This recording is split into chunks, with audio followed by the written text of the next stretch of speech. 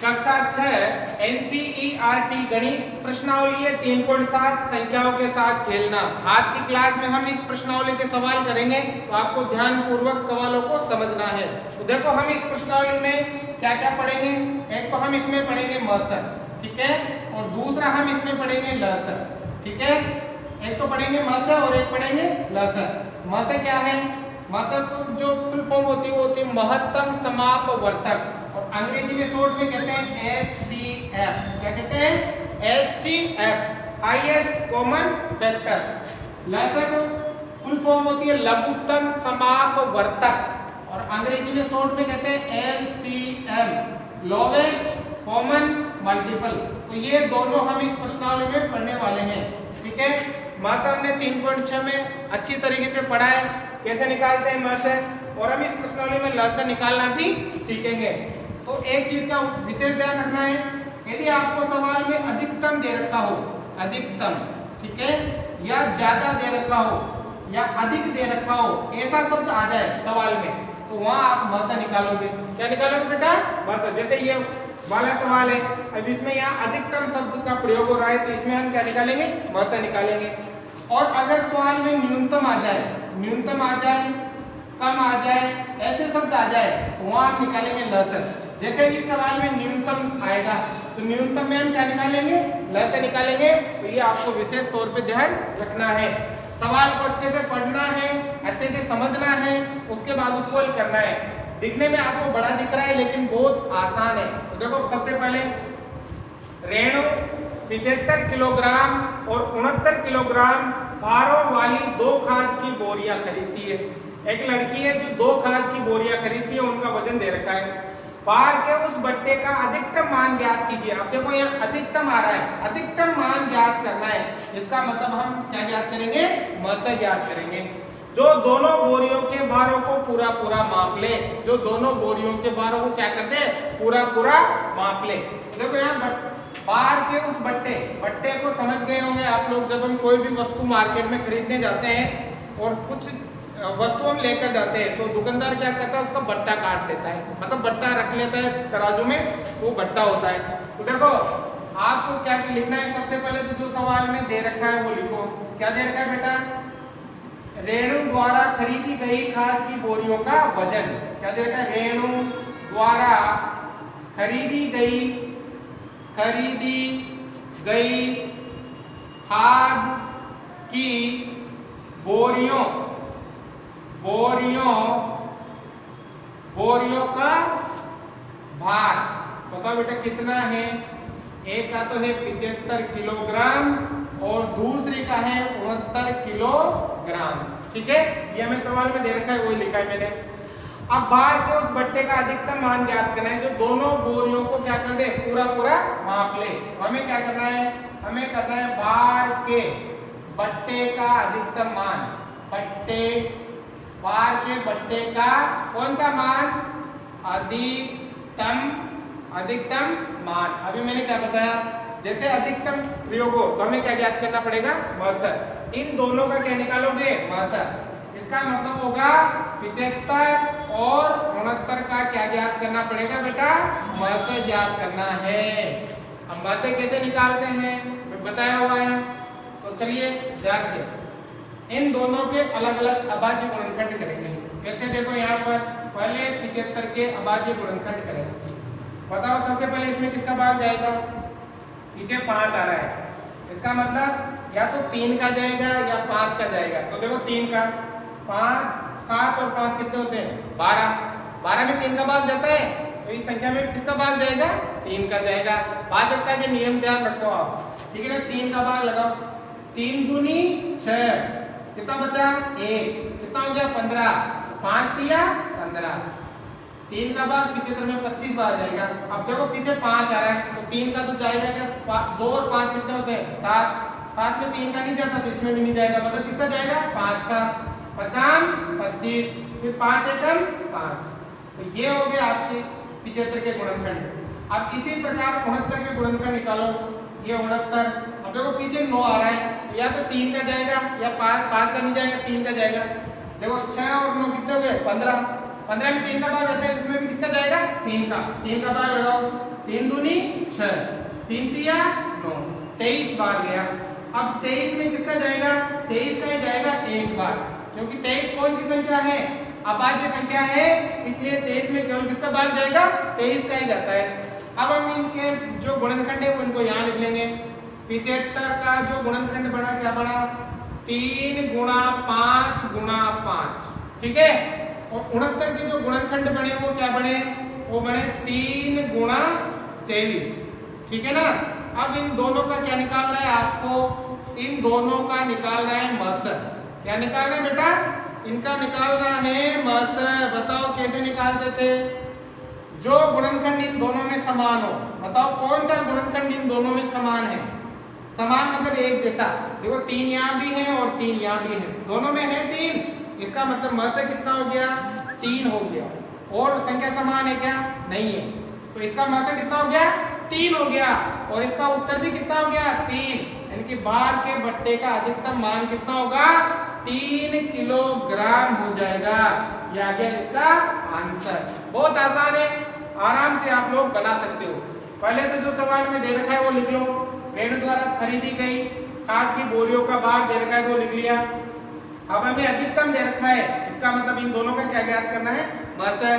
तो इन दोनों के अलग अलग अभाज्य गुणनखंड करेंगे।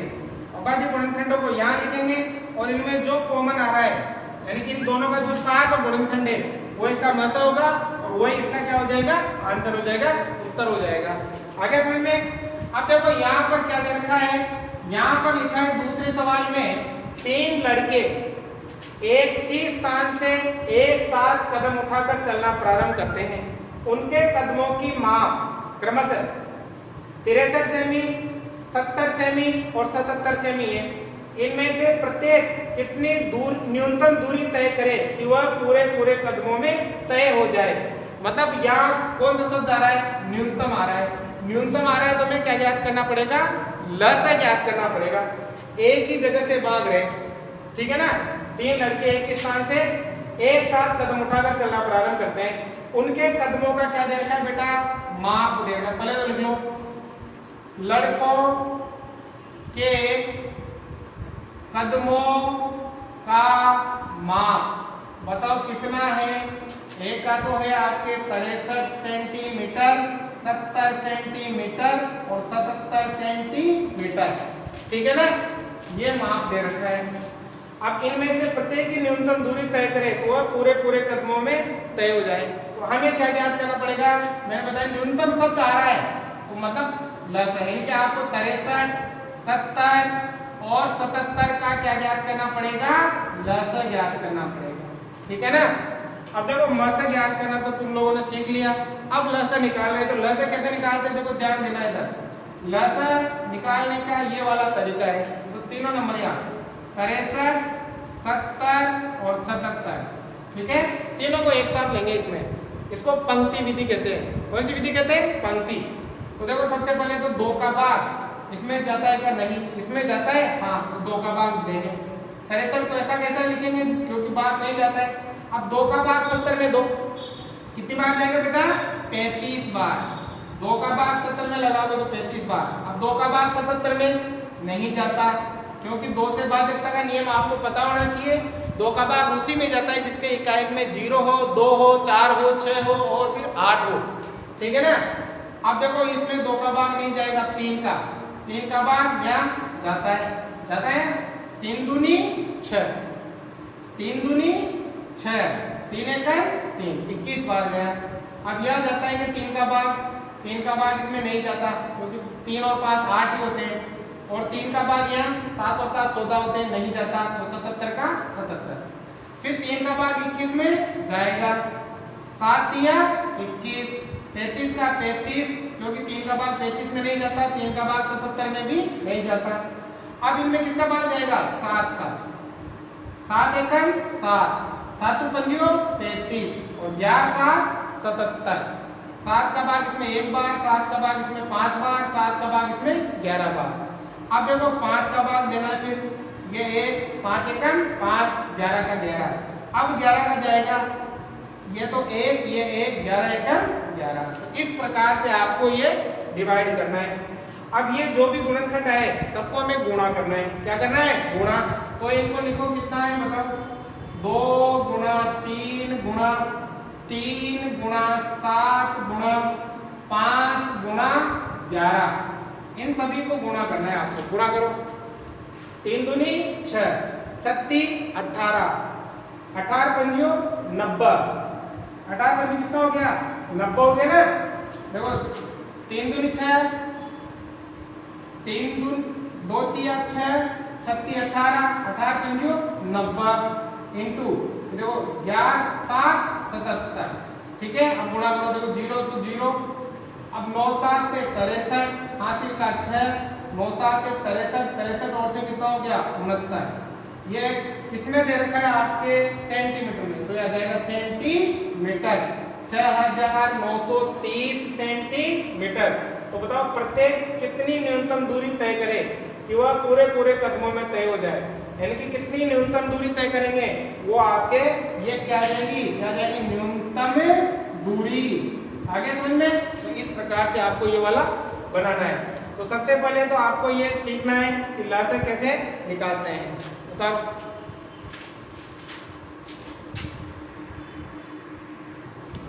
सवाल नंबर 3, देखो क्या लिखा है? किसी कमरे की लंबाई, चौड़ाई और ऊंचाई क्रमशः 825 सेंटीमीटर, 675 सेंटीमीटर और 450 सेंटीमीटर है। ऐसा सबसे लंबा फीता ज्ञात कीजिए जो कमरे की तीनों विमाओं को पूरा पूरा माप ले। विमाओं का मतलब हो गया ये लंबाई, चौड़ाई और ऊंचाई। ऐसा सबसे लंबा फीता ज्ञात करना है। सबसे लंबा मतलब ज्यादा हुआ, और ज्यादा में हम क्या ज्ञात करते हैं? मास। बताया था मैंने अभी। देखो सबसे लंबा क्या है? तो लंबा कहो, अधिकतम कहो, ज्यादा कहो, एक ही शब्द है। तो लंबा शब्द आ रहा है, इसलिए क्या ज्ञात करना पड़ेगा आपको? मास ज्ञात करना पड़ेगा। बहुत आसान है, तो आपका जो उत्तर है वो बिल्कुल सही आ जाएगा। तो देखो सबसे पहले तो जो दे रखा है वो लिख लो बेटा। क्या दे रखा है? सबसे पहले कमरे की लंबाई, कमरे की लंबाई बताओ बेटा कितनी है? लंबाई हो जाएगी आपकी कितनी है? ये दे रखी है 825 सेंटीमीटर। फिर दे रखी है कमरे की चौड़ाई, बताओ कमरे की चौड़ाई कितनी है? 675 सेंटीमीटर। फिर कमरे की क्या दे रखी है? ऊंचाई, बताओ कमरे की ऊंचाई कितनी है? 450 सेंटीमीटर। क्रमशः है ना, पहले लंबाई है, फिर चौड़ाई है और फिर ऊंचाई है, ठीक है। अब कह रहे ऐसे सबसे लंबा फीता ज्ञात कीजिए। हमें क्या ज्ञात करना है? सबसे लंबा फीता। फीता मतलब जो भी टेप जो भी है वो जो कमरे की तीनों विमाओं को क्या कर ले? पूरा पूरा माप ले। अब पूरा पूरा लंबा है, अधिकतम है, तो क्या ज्ञात करना पड़ेगा? मास। इसके लिए क्या ज्ञात करना पड़ेगा आपको? इसके लिए ज्ञात करना पड़ेगा 825, 675 और 450 का मास। क्या निकालना पड़ेगा? मास। वही मास निकालने के लिए हम क्या करेंगे? अलग अलग से तीनों के गुणनखंड करेंगे। बताओ तीनों के गुणनखंड 825। बताओ सबसे पहले देखो पीछे 5 आ रहा है, तो 2 का भाग तो जाएगा नहीं, 3 का, 8 और 2 10, 10 और 5 15, 15 में 3 का भाग जाता है, तो इसमें भी 3 का भाग जाएगा। 3 से काटो, 3 दूनी मतलब 3 दूनी 6, यहाँ कितना बच गया? 2, कितना हो गया? 22, 7 तिया 21, कितना बच गया? 1, कितना हो गया? 15, 5 तिया 15। तो ये गया आपके 275 भाग। अलग से भाग करके देख लेना, अगर ऐसा भाग देना नहीं आता है। देखो 3 का भाग 8 में दिया, तो 3 दूनी 6, 2 बार गया, 6 थे तो 2 बच गए, तो कितना हो गया? 22, 7 तिया 21, 1 बच गया, 15 हो गए, तो 3 5 15 ऐसे। अब 3 का जाता है क्या?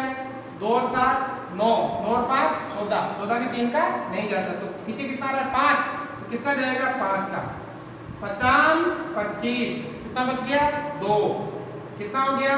फिर 25, तो 50 25 55 बार, फिर 5 आ रहा है, 5 एकम 5, 5 एकम 5। अब 11 में केवल किसका भाग जाता है? 11 का ही जाता है, तो 825 के हो गए गुणनखंड। अब निकालो 675 के, बता बेटा 675 में 3 का भाग जाएगा क्या? 6 और 7 13, 13 और 5 कितने होते हैं? 18, 18 में 3 का भाग जाता है, इसमें भी 3 का भाग जाएगा। 3 का 3 दूनी 6, 3 दूनी 6, कितना बच गया? 1, 15 हो गया। तो 5 तिया 15, 225 बार। फिर 3 का जाएगा क्या? 2 और 2 4 और 5 9, 9 में 3 का जाता है, उसमें भी जाएगा 3 का। देखो 2 में तो जाता नहीं, 22 में देना पड़ेगा। 3 7 21, कितना बच गया? 1, कितना हो गया? 15, 5 तिया 15। फिर देखिए 3 का जाएगा क्या? हाँ जाएगा, क्योंकि 7 और 5 12 होते हैं। 3 दूनी 6, कितना बच गया? 1, कितना हो गया? 15, 5 तिया 15। अब नहीं जाएगा 3 का, अब किसका जाएगा? 5 का। 50 25, फिर 5 का 50, 5 एकम 5। हो गए? ये हो गए इसके गुणनखंड। अब आपके 450 के भी गुणनखंड करने हैं आपको। पीछे 0 आ रहा है तो 2 का भाग जाएगा, पीछे 0 आ रहा है 2 का जाएगा ना। 2 दूनी 4, कितना बच गया? यहाँ बच गया आपको कुछ नहीं। फिर 2 दूनी 4, 1 बच गया, 10 हो गया। तो ये कितना हो गया? 5 दूनी 10, 225। अब ये देखो 225 के गुणनखंड ये हो गए ना।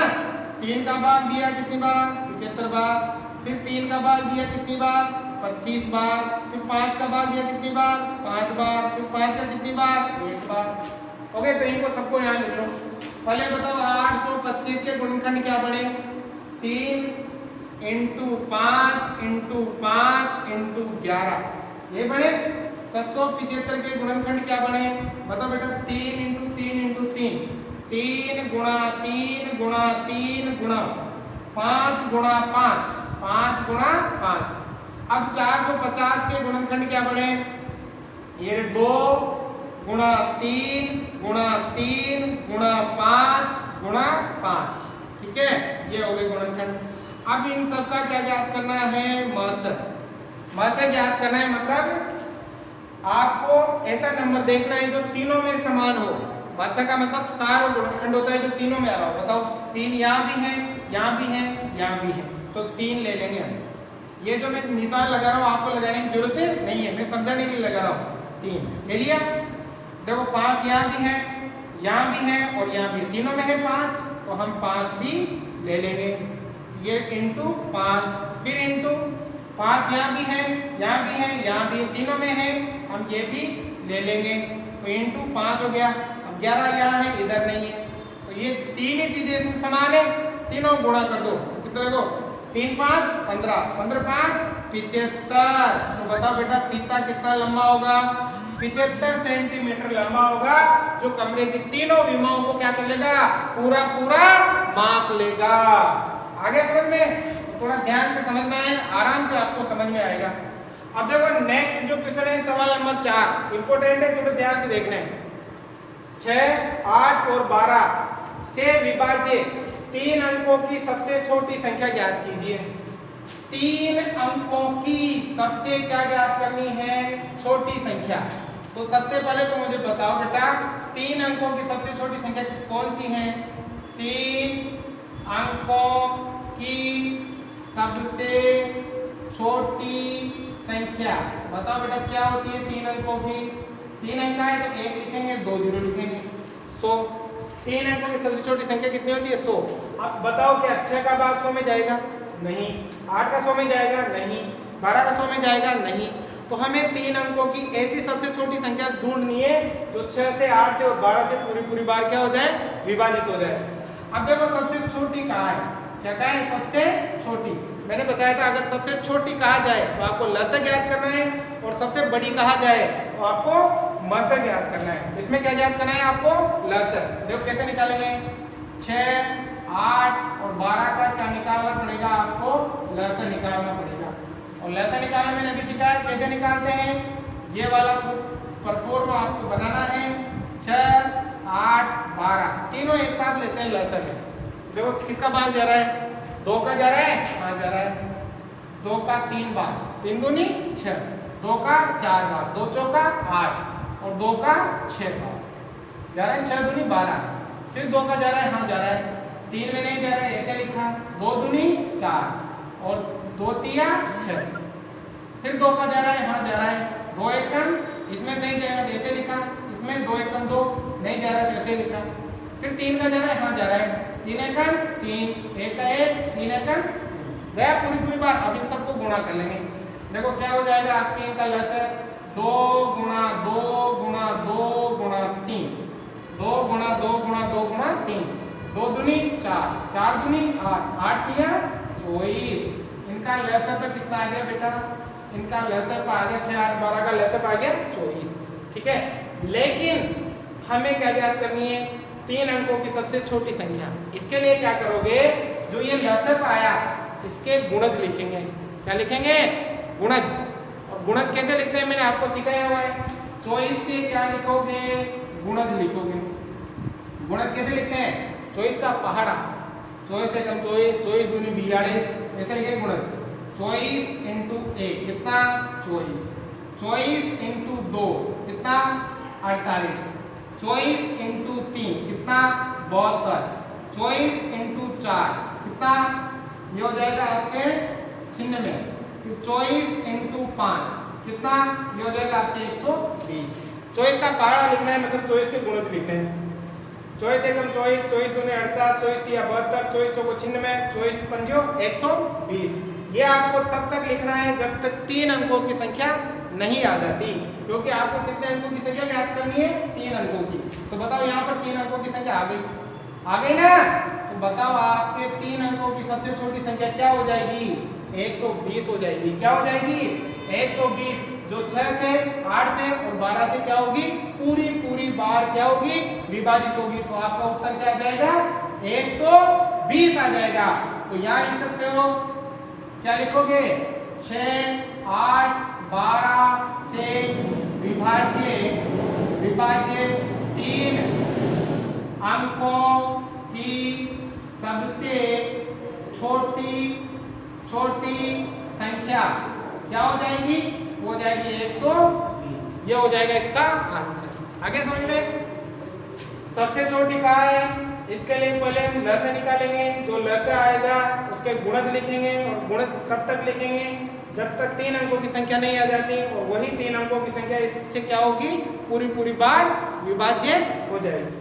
5वां सवाल, 8 10 12 से विभाज्य 3 अंकों की सबसे बड़ी संख्या ज्ञात कीजिए। यहाँ क्या ज्ञात करनी है? 3 अंकों की सबसे बड़ी संख्या ज्ञात करनी है। तो आप मुझे बता सकते हो कि 3 अंकों की सबसे बड़ी संख्या क्या होती है? बताओ बेटा।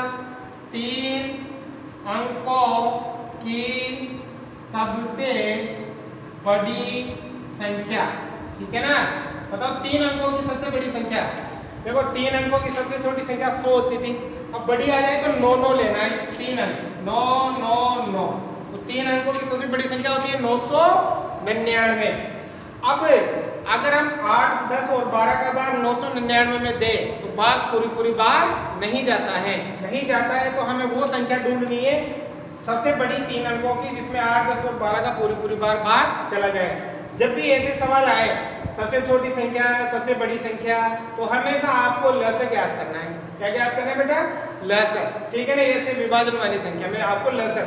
तो यहाँ भी हम क्या करेंगे? 8 10 और जो दे रखा है 12 का क्या निकालेंगे? पहले लसा निकालेंगे, और लसा निकालने के बाद जो भी लसा आएगा उसके क्या करेंगे? गुणज करेंगे। तो आपका उत्तर आएगा। देखो कैसे लसा निकालने का तरीका मैंने आपको सिखा दिया। 8 है, 10 है और 12 है, तीनों का निकालना है, एक साथ निकाल दे। देखो सब में किसका भाग जाएगा? 2 का 4 बार, 2 का 5 बार, 2 का 6 बार, फिर 2 का भाग जाएगा 2 बार, यहाँ नहीं जाएगा 2 का भाग, यहाँ पर 3 बार, फिर 2 का भाग जाएगा 1 बार, यहाँ 5 ऐसा कैसा है, यहाँ 3 ऐसा कैसा है।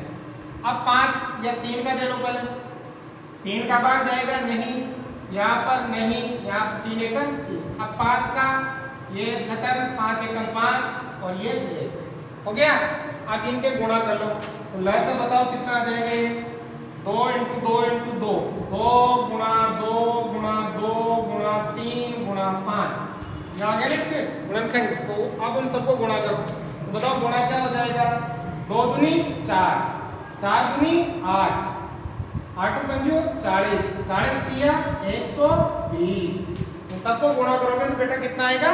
120 आएगा। अब 120 तो इसका क्या है, लेसर। अब हमें निकालनी है कि 3 अंकों की सबसे बड़ी संख्या जो 8, 10 और 12 से विभाज्य हो। इसके लिए क्या करने पड़ेंगे, जो लेसर दे रखा है उसके क्या लिखने, गुणज लिखने। तो हम लिखेंगे 120 के गुणज। गुणज का मतलब ऐसे पहाड़ा, 120 का पहाड़ा लिखेंगे। अब वो 120 के पहाड़ा कैसे लिखना है, देखो 120 एकम 120 मैं डायरेक्टली लिख रहा हूँ, आप इसे गुणा कर करके भी लिख सकते हो। जैसे 120 इंटू 1 120, फिर 120 इंटू 2 कितना हो गया आपके 240, फिर 120 इंटू 3 कितना हो गया आपके 360, फिर 120 इंटू 4 कितना हो गया आपके, ये हो गया 480, ठीक है ना। तो यहाँ लिखते हैं 120 इंटू 5 ये हो गया आपके 600, 120 इंटू 6 ये हो गया आपके 720, 120 इंटू 7 ये हो गया आपके 840, 120 इंटू 8 ये आपके 960, 120 इंटू 9 अब देखो ये कितना हो गया आपके 1080, कितना हो गया 1080। अब बस यही रुक जाना है आपको। कैसे, देखो 1080 तो कितने अंकों की संख्या आ गई, 4, 1 2 3 4 अंकों की संख्या आ गई। तो इससे जस्ट पहले कितनी है 960, कितना है 960, मतलब ये वाली 960 ऐसी संख्या है सबसे बड़ी 3 अंकों की जिसमें 8, 10 और 12 का क्या जाएगा, भाग जाएगा पूरी पूरी बार। तो आप क्या लिख सकते हो, 8, 10 और 12 से विभाजित 3 अंकों की सबसे बड़ी संख्या, सबसे बड़ी संख्या क्या हो जाएगी 960 होगी। नीचे उत्तर में लिखना है ये लाइन, 8, 10, 12 से विभाजित 3 अंकों की सबसे बड़ी संख्या कितनी होगी 960 होगी।